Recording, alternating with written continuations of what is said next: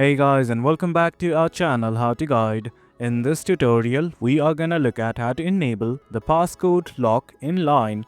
Now let us begin. Initially, all you guys have to do is just go to settings. At the top right, you can see a gear like icon right here. Click on it right now.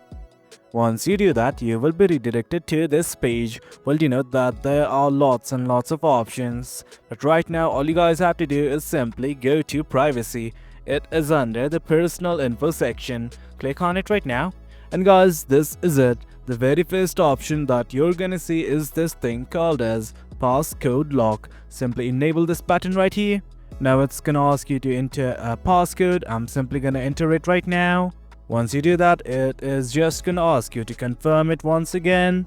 And that is it, guys. As you guys can see, that is how you enable the passcode lock in line. The process is quite easy.